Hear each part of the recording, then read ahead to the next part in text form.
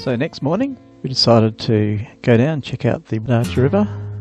A little wander along the stream. Beautiful little place. In fact, next time we go I think we'll camp by the side of the river. You pay a small sum and get a shower at the roadhouse, so that's not a major drama.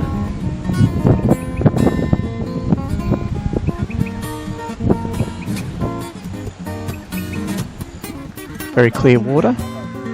No crocodiles that we saw. It's only about 6 inches deep, so you should see them. So we're heading off to Iron Range. We stopped in at the Batavia Gold Ruins.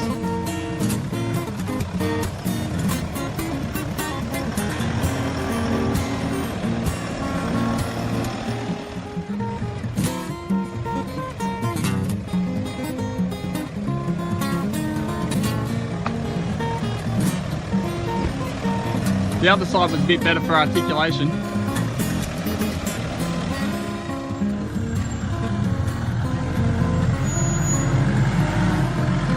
Feels a little bit pace.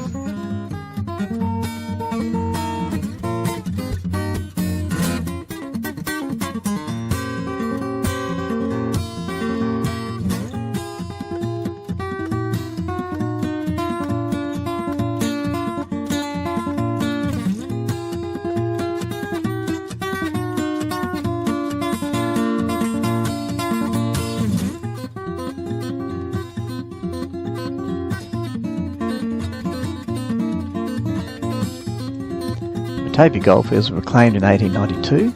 There are two main fields, Upper Camp and Lower Camp. Batavia fields are the largest discovered in Cape York.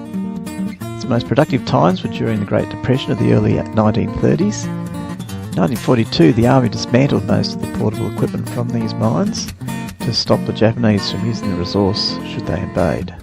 But it's time to move on to our Iron Range campsite. This is a great opportunity to wash our cars.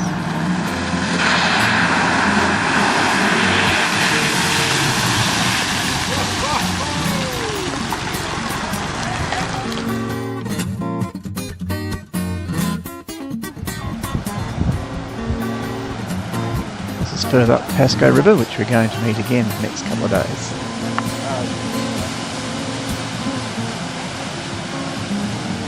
After the rain, the tracks are not as firm as they might have been. Did a quick trip down to Lockhart River.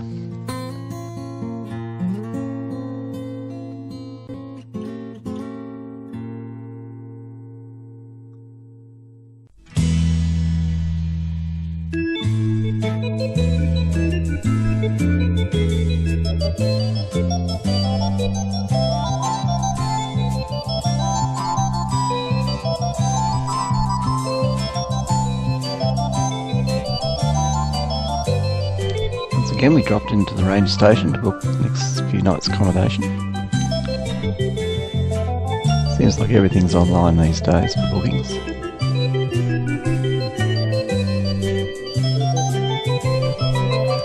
Called into Lockhart River Aerodrome. It was constructed during World War II by the US Air Force. At the time it had 3 runways. It was used as a bomber and communications base.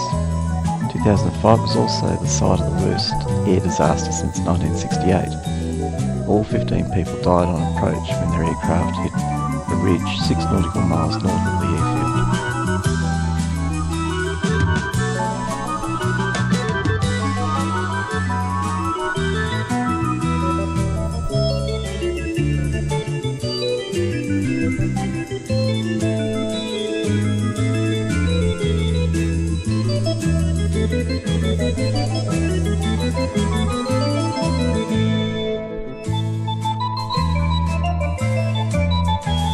Lockhart River Township's a fairly small little town, so we'll just have a look through, check it out. And you're headed back home to the Rainforest campsite.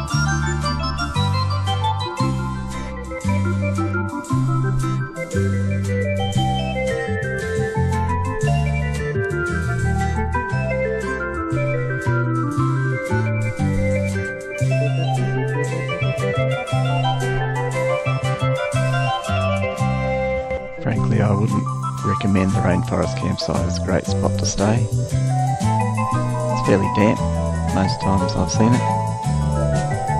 I was also disturbed by a bit of noise through the middle of the night. I was convinced it was Shane rattling around in his gear near our tent.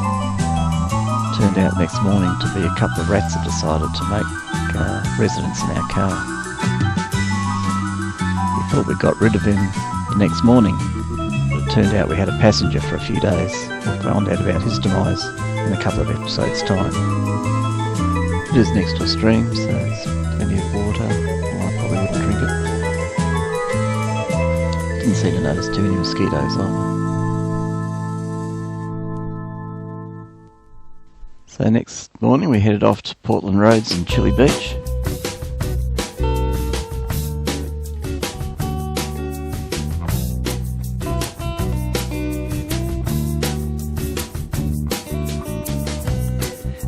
It's nice of Shane to offer us breakfast in the morning. A few k's down the road. And I don't see much of today, 'cause the yesterday is real. You regularly see Land Rovers struggling through some of the puddles. And I feel like I'm moving on away from here.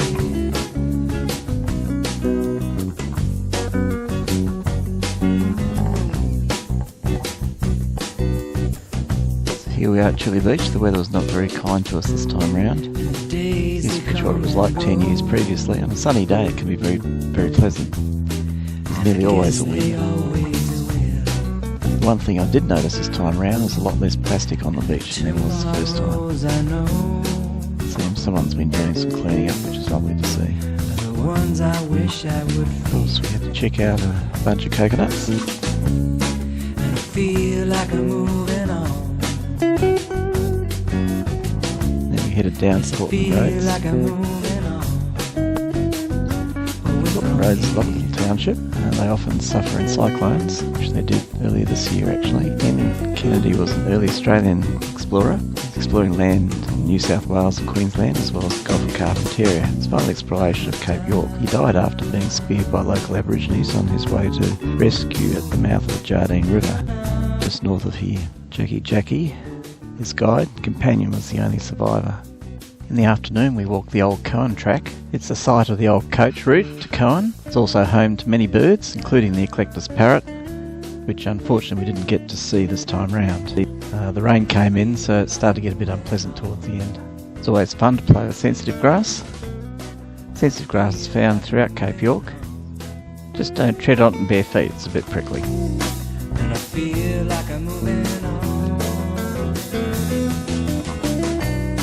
And I feel like I'm moving on. And I feel. Next episode is the Frenchman's Track. That's where the real four-wheel driving begins.